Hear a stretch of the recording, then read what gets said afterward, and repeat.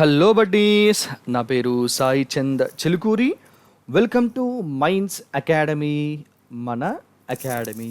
So మనం ఈరోజు MCT series most important current topic సిరీస్ని కంటిన్యూ చేసేద్దాం. అయితే అంతకంటే ముందు మీరందరూ కూడా మైండ్స్ అకాడమీ యొక్క అప్లికేషన్ని ప్లే స్టోర్ నుంచి ఇన్స్టాల్ చేసి పెట్టుకోండి మీ మొబైల్ ఫోన్లో. ఎందుకోసం అంటే మనం డిస్కస్ చేస్తున్నటువంటి ఈ యొక్క కరెంట్ అఫైర్స్ యొక్క పీడిఎఫ్ ఫైల్స్తో పాటు గ్రూప్ 2 ఎగ్జామినేషన్లో స్కోరింగ్ సబ్జెక్ట్ అయినటువంటి ఏపీ హిస్టరీకి సంబంధించిన 25 టెస్టుల్ని కూడా మైండ్స్ అకాడమీ యాప్లో అందుబాటులో ఉంచడం జరిగింది మీలాంటి సీరియస్ ఆస్పిరెంట్స్ కోసము. సో మీరు దీన్ని యూటిలైజ్ చేసుకోండి, ఎగ్జామ్లో మీ యొక్క సక్సెస్ రేట్ని పెంచుకోండి.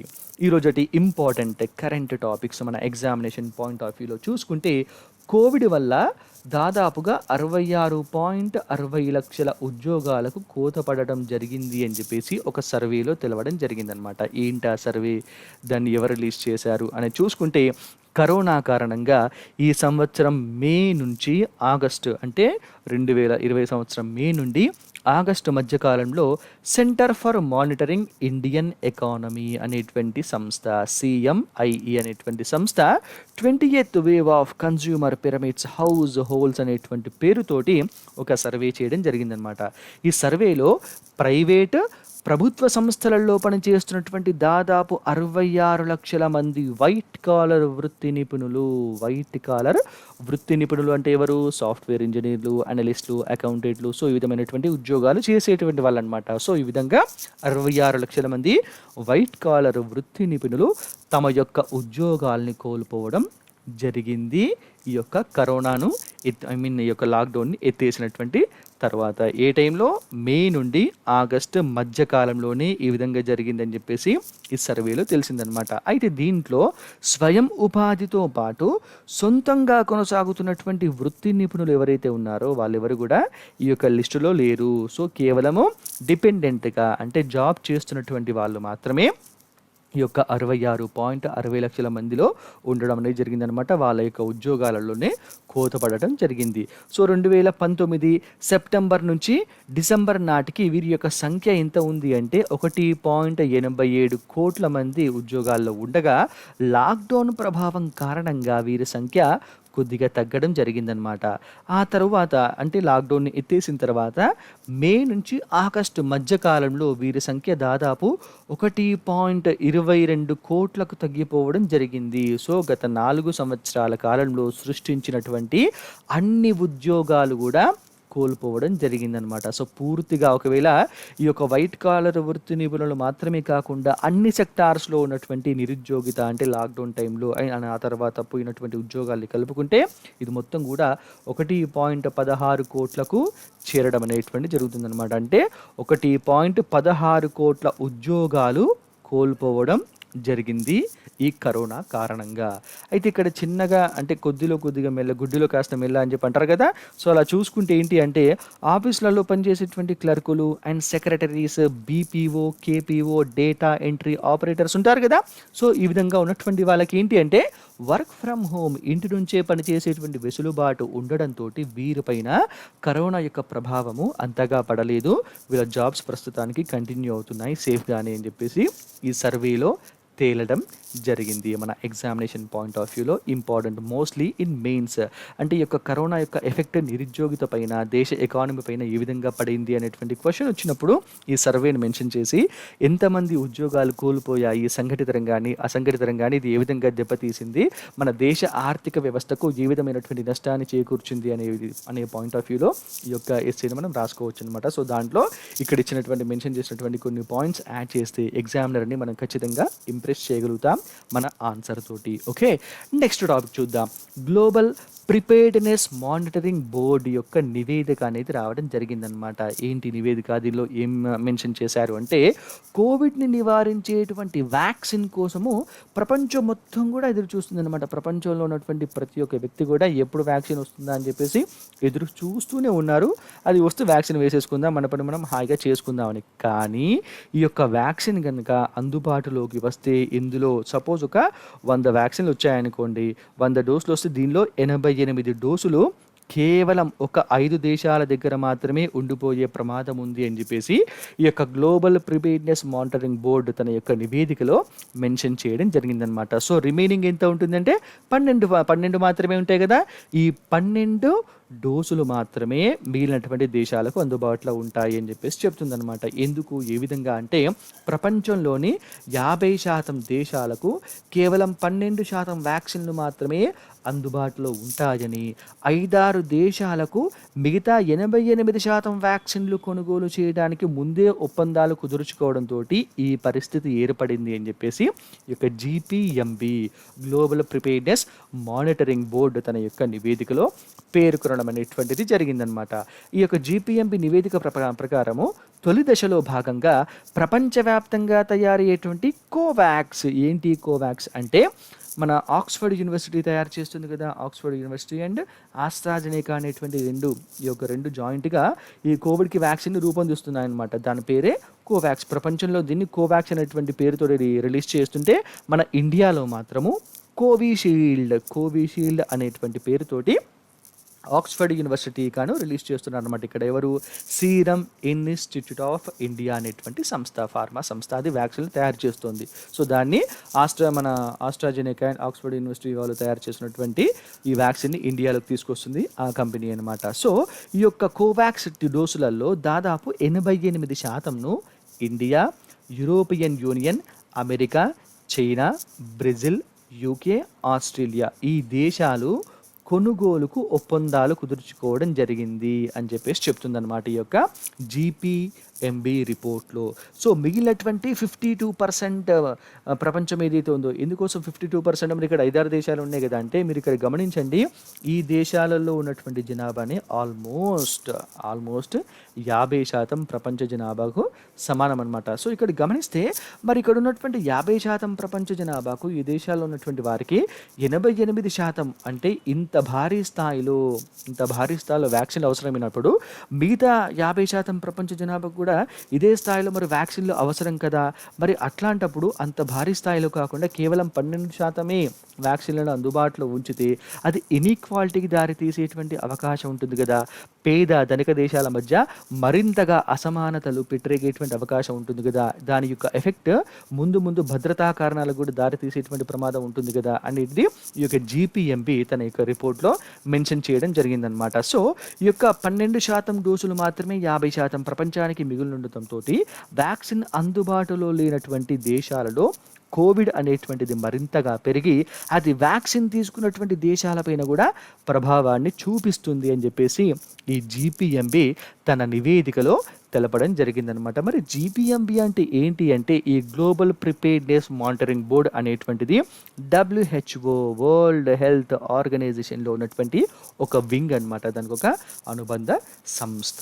సో, ఇది ఇచ్చినటువంటి రిపోర్ట్ ఎగ్జామినేషన్ పాయింట్ ఆఫ్ వ్యూలో చాలా చాలా ఇంపార్టెంట్. మెయిన్లీ జీపీఎంబీ అనేటువంటిది దేనికి చెందినటువంటి అనుబంధంగా ఉన్నటువంటి సంస్థ అనే క్వశ్చన్ రావచ్చు. గుర్తుంచుకోండి WHO.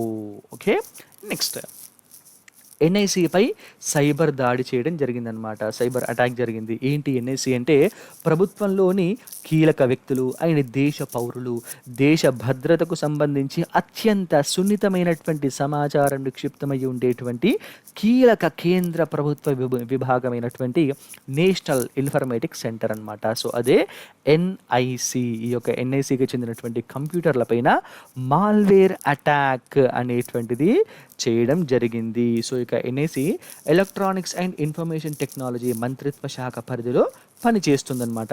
మరి దీని యొక్క మెయిన్ డ్యూటీ ఏంటి అంటే ఇది ప్రభుత్వానికి సంబంధించినటువంటి సైబర్ రంగంలో మౌలిక వసతుల యొక్క కల్పన ఇన్ఫ్రాస్ట్రక్చర్ని సమకూరుస్తూ ఉంటుంది. దాని యొక్క అప్డేట్స్ని ఎప్పటికప్పుడు చూసుకుంటూ ఉంటుంది అనమాట ఈ యొక్క ఎన్ఐసి. అండ్ ఇది కేంద్ర ప్రభుత్వానికి, రాష్ట్ర ప్రభుత్వాలకు అండ్ ఇతర ప్రభుత్వ సంస్థలకు మన ప్రభుత్వ సంస్థలు ఉంటాయి కదా, ఈ యొక్క ప్రభుత్వ సంస్థలకు ఈ గవర్నెన్స్లో కూడా ఎన్ఐసి నెట్వర్క్ సపోర్ట్ అనేటువంటిది చేయడం జరుగుతుందన్నమాట. అయితే ఈ యొక్క మాల్వేర్ అటాక్ వల్ల ఏ విధమైనటువంటి సమాచార నష్టం జరగలేదు, ప్రస్తుతం అంతా క్షేమంగానే ఉంది అని చెప్పేసి ఎన్ఐసి నేషనల్ ఇన్ఫర్మేటిక్స్ సెంటర్ చెప్పడం జరిగిందనమాట. ఓకే, మన ఎగ్జామినేషన్ పాయింట్ ఆఫ్ వ్యూలో ఇంపార్టెంట్ చూసుకోండి. నెక్స్ట్ భోజి భీమన్న యొక్క జయంతి ఈరోజు సెప్టెంబర్ 19th. సో దళితుల యొక్క హృదయాల్ని మేలుకొలిపి వారి యొక్క ఆత్మగౌరవ పతాకాన్ని నింగికి తాకించినటువంటి పద్మభూషణుడైనటువంటి భోజి భీమన్న గారి యొక్క జయంతి ఈ రోజు అయినటువంటి సెప్టెంబర్ 19. పద్యము, గద్యము, గేయము, నాటకము, నాటిక, వచన కవిత వంటి పలు సాహితీ ప్రక్రియల్లో 70కి పైగా రచనలు చేసినటువంటి భోజి భీమన్న తొలి రోజులలో ఉపాధ్యాయ వృత్తిని చేపట్టారనమాట. ఆ తరువాత జనవాణి, జయభేరి, ప్రజామిత్ర, నవజీవన్, ఆంధ్రప్రభ లాంటి పత్రికలలో పనిచేయడం కూడా జరిగింది. అండ్ అంబేద్కర్ గారు రాసినటువంటి ఎనిహిలేషన్ ఆఫ్ ద క్యాస్ట్ అనేటువంటి గ్రంథాన్ని కుల నిర్మూలన అనేటువంటి పేరుతోటి తెలుగులోకి అనువాదం చేయడం జరిగింది. ఎగ్జామినేషన్ పాయింట్ ఆఫ్ వ్యూలో చాలా చాలా ఇంపార్టెంట్ ఈ యొక్క పాయింట్ చూసుకోండి. అండ్ సమాజంలో కుల మత వర్గ విభేదాలు పోవాలంటే అందరూ కూడా విద్యావంతులు కావాలి, అందరూ చక్కగా చదువుకోవాలి, అప్పుడే సమానత్వము అనేటువంటిది పరిడవిల్లుతుంది సమాజంలో అని చెప్పేసి భోయి భీమన్న గారు పేర్కొనడం జరిగిందనమాట. ఆయన తన యొక్క రచనలలో కుల మతాల కంటే కూడా మానవతకే అత్యధిక ప్రాధాన్యాన్ని కూడా ఇచ్చారు భోయి భీమన్న గారు. సో అటువంటి వారి యొక్క జయంతి ఈరోజు సెప్టెంబర్ 19th. అండ్ మన సిలబస్లో కూడా వీరి గురించి స్పెషల్గా మెన్షన్ చేయడం జరిగింది కాబట్టి ఎగ్జామినేషన్ పాయింట్ ఆఫ్ వ్యూలో కూడా చాలా చాలా ఇంపార్టెంట్ చూసుకోండి. నెక్స్ట్, రష్యా వ్యాక్సిన్ సైడ్ ఎఫెక్ట్స్ని గురి చేయడం జరిగిందనమాట. ఏంటి అంటే రష్యాకు చెందినటువంటి కరోనా టీకా అయినటువంటి స్పుత్నిక్ వి అంటారు అండ్ స్పుత్నిక్ 5 అని కూడా పిలవడం అనేది జరుగుతుందన్నమాట. ఈ యొక్క స్పుత్నిక్ వి వ్యాక్సిన్ భద్రత పైన పలు అనుమానాలు నెలకొనడం జరిగిందనమాట. ఈ యొక్క టీకా డోసులు తీసుకున్నటువంటి ప్రతి 7 మంది వాలంటీర్లలో ఒకరికి సైడ్ ఎఫెక్ట్స్ వచ్చినట్టుగా రష్యా ఆరోగ్య శాఖనే స్వయంగా వెల్లడించడం జరిగింది. మొత్తం డోసు తీసుకున్నటువంటి వారిలో, అంటే ఎంతమంది అయితే డోసెస్ తీసుకున్నారో సో వారిలో ఆల్మోస్ట్ 14% పీపుల్, 14% జనాభా మందిలో నిస్సత్తువ, కండరాల యొక్క నొప్పిలు అండ్ తీవ్రమైనటువంటి జ్వరం కూడా వచ్చాయని చెప్పేసి రష్యా ఆరోగ్య శాఖ మంత్రి అయినటువంటి మురాషకో గారు చెప్పడం జరిగింది. ఈ యొక్క స్పుత్నిక్ వి యొక్క 3వ దశ యొక్క ప్రయోగాలు పూర్తి కాకుండానే వ్యాక్సిన్ని రష్యా ప్రభుత్వం ప్రజలకు అందుబాటులోకి తీసుకొచ్చిందని చెప్పేసి మనం ఇంతకుముందు కరెంట్ అఫైర్స్లో డిస్కస్ చేసుకున్నాం కదా. సో ఈ విధంగా తీసుకురావడం పైన ప్రపంచవ్యాప్తంగా విమర్శలు వచ్చినప్పటికీ కూడా రష్యా ప్రభుత్వం మాత్రం నేను మాత్రం తగ్గేదే లేదు అని చెప్పేసి అసలు వెనక్కి తగ్గలేదు, రిలీజ్ చేసింది. కానీ ఇప్పుడు ఈ వ్యాక్సిన్ వల్ల సైడ్ ఎఫెక్ట్స్ అనేటువంటివి రావడం జరుగుతుంది. మరి ఇప్పుడు ఏం చేస్తుందో చూడాలి. బట్ ఇటీవలే మన ఇండియన్ గవర్నమెంట్ కూడా ఈ యొక్క స్పుత్నిక్ వి వ్యాక్సిన్ను రష్యా నుంచి మనము డాక్టర్ రెడ్డీస్ ల్యాబొరేటరీస్కి తీసుకురావాలి అని చెప్పేసి ఒప్పందం కూడా కుదరడం జరిగింది కదా. సో దానిపైన డీజీసీ యొక్క అనుమతి అనేది రావాలి. కానీ ఇదే టైంలో ఈ యొక్క వ్యాక్సిన్ వల్ల సైడ్ ఎఫెక్ట్స్ వస్తున్నాయని చెప్పేసి తెలిసింది కాబట్టి మన ఇండియన్ గవర్నమెంట్ ఏ విధమైనటువంటి నిర్ణయం తీసుకుంటుందో చూడాలి మరి ముందు. ఓకే, నెక్స్ట్, టిక్టాక్ని అండ్ వీచాట్ని అమెరికా నిషేధించడం జరిగింది. ఎందుకోసము అంటే దేశ సార్వభౌమాధికారానికి, సమగ్రతకు అండ్ దేశ భద్రతకు ముప్పుగా భావించి మన ఇండియా చైనాకు చెందినటువంటి దాదాపు 224 అప్లికేషన్స్ని నిషేధించడం అనేది జరిగింది కదా, మనం డిస్కస్ చేసుకున్నాం కదా. అండ్ అలీబాబాకు చెందినటువంటి క్లౌడ్ సెంటర్లో ఉన్నటువంటి డేటాను కూడా అక్రమంగా చైనాకు పంపించేస్తున్నారు, ఎప్పటికప్పుడు అటు ట్రాన్స్ఫర్ చేస్తున్నారు అనేటువంటి విషయాన్ని మన ఇంటెలిజెన్స్ కూడా గుర్తించడం జరిగింది కదా. సో ఈ విధంగా దేశ భద్రతకు ముప్పుగా ఉన్నాయని చెప్పేసి భావించినటువంటి మన ఇండియా దీన్ని బ్యాన్ చేసింది. సో దీనికి అనుగుణంగానే అమెరికా గవర్నమెంట్ కూడా తన యొక్క భద్రతా కారణాలతోటి టిక్టాక్ని అండ్ వీచాట్ ఈ యొక్క అప్లికేషన్స్ని నిషేధిస్తూ ఆదేశాలని జారీ చేయడం జరిగింది. ఓకే, సో ఇండియా తర్వాత అమెరికా కూడా ఆ విధమైనటువంటి నిర్ణయాన్ని తీసుకుంది. Next, bad boy billionaires. ఏంటి బ్యాడ్ బాయ్ బిలియనీర్స్ అంటే ఇది ఒక వెబ్ సిరీస్ అనమాట. సత్యం కంపెనీ ఉంది కదా, సత్యం టెక్నాలజీస్, దీని యొక్క మాజీ చైర్మన్ అయినటువంటి బైర్రాజు రామలింగరాజు. సో వీరి యొక్క జీవిత కథాంశం ఆధారంగా నిర్మించినటువంటి బ్యాడ్ బాయ్ బిలియనీర్స్ అనేటువంటి వెబ్ సిరీస్ను, ఈ యొక్క వెబ్ సిరీస్లో రామలింగరాజును కించపరిచే విధంగా చూపించారని చెప్పేసి వేసినటువంటి ఒక పిటిషన్కి ఓటీటీ వేదిక అయినటువంటి నెట్‌ఫ్లిక్స్‌లో విడుదల కాకుండా హైకోర్టు స్టే ఇవ్వడం అనేటువంటిది జరిగిందనమాట. యాక్చువల్‌గా ఇది సెప్టెంబర్ 1 నాడే రిలీజ్ అవ్వాలి. ఆ తర్వాత మన కోర్టులో స్టే ఇవ్వడం జరిగింది. మన కోర్టులో మన పిటిషన్ వేయడం జరిగింది. హైకోర్టు ఏమో స్టే ఇచ్చింది. సో, ఆ తర్వాత కేసెస్ కంటిన్యూ అవుతుందనమాట. బట్ మన ఎగ్జామినేషన్ పాయింట్ ఆఫ్ వ్యూలో మాత్రం ఇంపార్టెంట్. ఏ విధంగా అంటే ఏంటో స్టే ఇచ్చారా? కంటిన్యూ అయిందా? అంత కాదు. ఈ యొక్క వెబ్ సిరీస్‌ని ఎవరి జీవిత కథాంశం ఆధారంగా రూపొందించారనేటువంటి క్వెషన్ రావచ్చు. చూసుకోండి.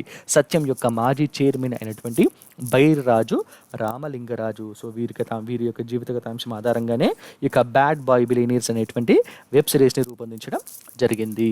నెక్స్ట్ పేటీఎంకి గూగుల్ షాక్ ఇవ్వడం జరిగింది. షాక్ అంటే ఈ విధమైన షాక్. డిజిటల్ లావాదేవీ సంస్థ అయినటువంటి పేటీఎంను పేటీఎం తన యొక్క నిబంధనలను పాటించడం లేదు అనేటువంటి కారణంతోటి గూగుల్ తన యొక్క ఆండ్రాయిడ్ ప్లే స్టోర్ ఉంది కదా, సో దాని నుంచి తొలగించడం జరిగిందనమాట. అయితే తమ నిబంధనలకు విరుద్ధంగా క్రీడలపైన బెట్టింగ్ కార్యకలాపాలకు, సో క్రీడలపైన జూదం అన్నమాట, ఈ యొక్క క్రీడలపైన బెట్టింగ్ కార్యకలాపాలు నిర్వహిస్తుందనేటువంటి కారణంతో పేటీఎంను బ్లాక్ చేయగా ఈ యొక్క వివాదాస్పదమైనటువంటి క్యాష్ బ్యాక్ ఆఫర్ ఏదైతే ఉందో, ఇప్పుడు ఐపీఎల్ స్టార్ట్ అవుతుంది కదా ఈ రోజు నుంచి వస్తుందో, దానికోసం అని చెప్పేసి పేటీఎం ఏం చేసిందంటే ఒక గేమ్ తీసుకుని రావడం జరిగిందనమాట. సో దీనిపైన ఈ క్యాష్ బ్యాక్ ఆఫర్స్ని కూడా ఇచ్చేది ఒకటి పెట్టడం జరిగింది. సో దీన్ని తొలగించాలనేటువంటి ఉద్దేశంతో గూగుల్ చెప్పినా అది వినలేదు. గూగుల్ ఏం చేసిందంటే నా యొక్క నిబంధనలకు సరిగా లేదనేటువంటి ఉద్దేశంతో నేను బ్లాక్ చేసింది.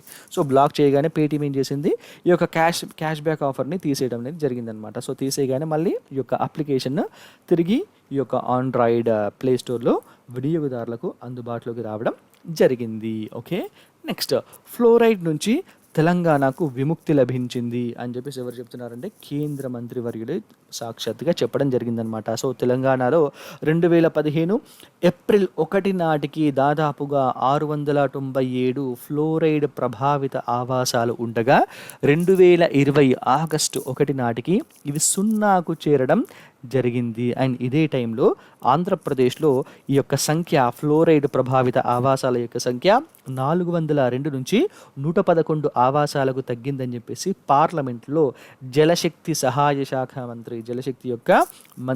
మంత్రి అయినటువంటి రతన్ లాల్ కఠారియా వీరు తెలపడం జరిగిందనమాట. సో ఈ విధంగా పార్లమెంట్ సాక్షిగా తెలంగాణలో ఫ్లోరైడ్ నుంచి ప్రజలకు విముక్తి అనేటువంటిది రావడం జరిగింది. మరి ఏ విధంగా, దీని బ్యాక్గ్రౌండ్ ఏంటి అంటే, తెలంగాణలో ఫస్ట్ టైం మొట్టమొదటిసారిగా 1937లో 1937 సంవత్సరంలో అప్పట్లో ఉన్నటువంటి నల్గొండ జిల్లా, సో ఇప్పుడు దాని యొక్క రూపురేఖలు మారాయనుకోండి, అప్పటి నల్గొండ జిల్లాలో ఉన్నటువంటి బట్లపల్లి అనేటువంటి గ్రామంలో ఫస్ట్ టైం ఫ్లోరైడ్ని గుర్తించడం జరిగిందనమాట. ఆ తర్వాత 1985లో 1985 సంవత్సరంలో జరిగినటువంటి సర్వే ఆధారంగా ఇక్కడ ఉన్నటువంటి భూగర్భ జలాల్లో ప్రపంచంలోనే అత్యధికంగా, సో ప్రపంచంలో ఎక్కడ లేనంతగా అత్యధికంగా 28 ppm అంటే పార్ట్స్ పర్ మిలియన్ అంటారనమాట ppm అంటే. సో 28 ppm ఉన్నట్లుగా తెలవడం జరిగింది. సో అప్పటి నుంచి ఈ యొక్క ఫ్లోరైడ్ని తగ్గించడం కోసం ప్రభుత్వాలు చాలా కృషి చేస్తూ వస్తున్నాయి. ఆ తర్వాత మళ్ళీ తెలంగాణ స్టేట్ ఫామ్ కావడం జరిగింది.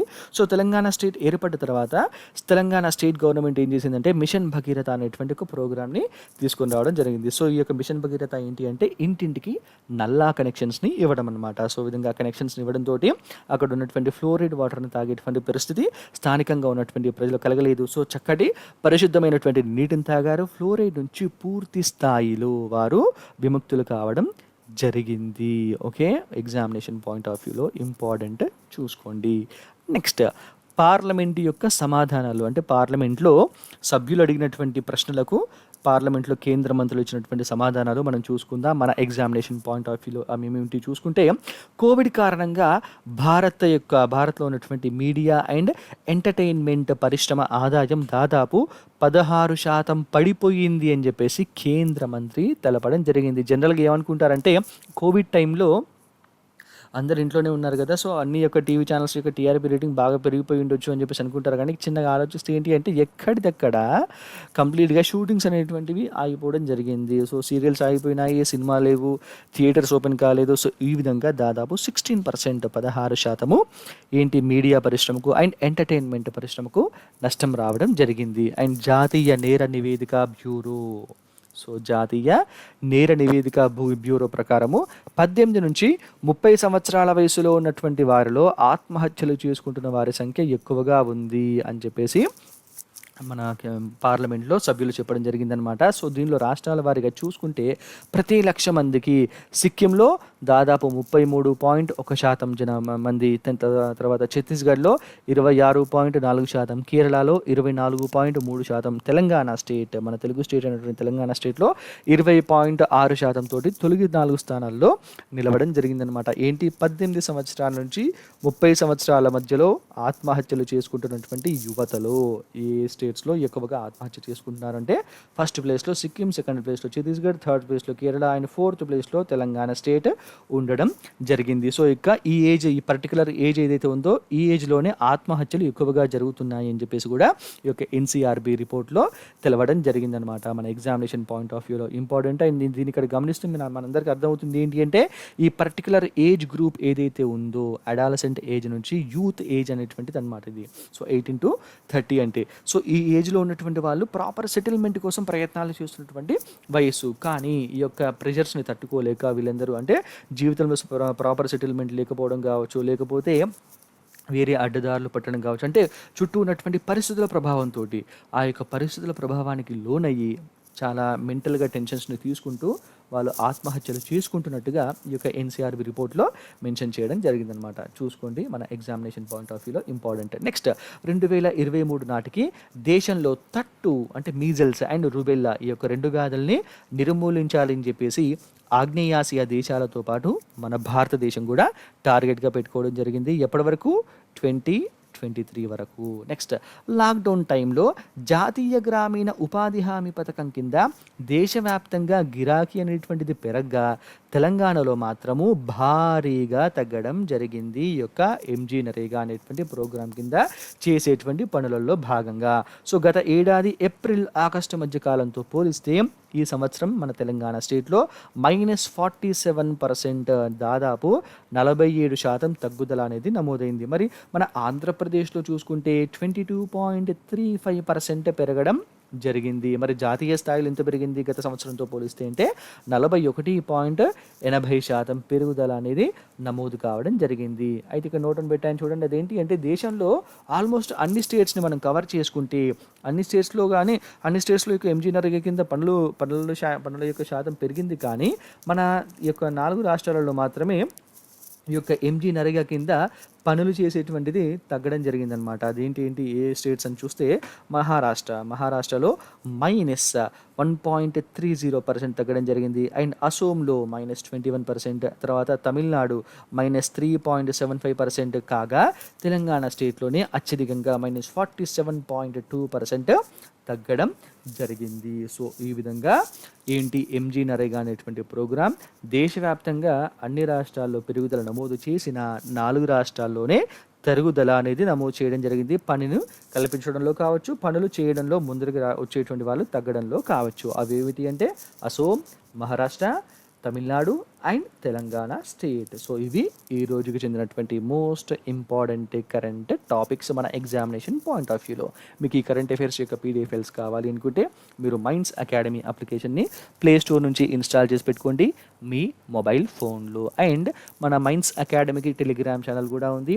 ఈ టెలిగ్రామ్ ఛానల్లో మీరు మెంబర్ అవ్వండి. ఇందులో పెట్టేటువంటి అప్డేట్స్ని ఎప్పటికప్పుడు పొందుతూ ఉండండి. అండ్ మీరు చూస్తున్నటువంటి YouTube channel minds academy YouTube channel, మీరు దీన్ని సబ్స్క్రైబ్ చేసుకోండి. ఇందులో పెట్టేటువంటి వీడియోస్ని రెగ్యులర్గా ఫాలో అవుతూ నోట్స్ని ప్రిపేర్ చేసుకుంటూ ఎగ్జామ్లో మంచి మార్కులు సాధించి ఉన్నతమైనటువంటి జాబ్ని మీరు సాధించాలని మైండ్స్ అకాడమీ తరపున మేమందరం కూడా కోరుకుంటున్నాం.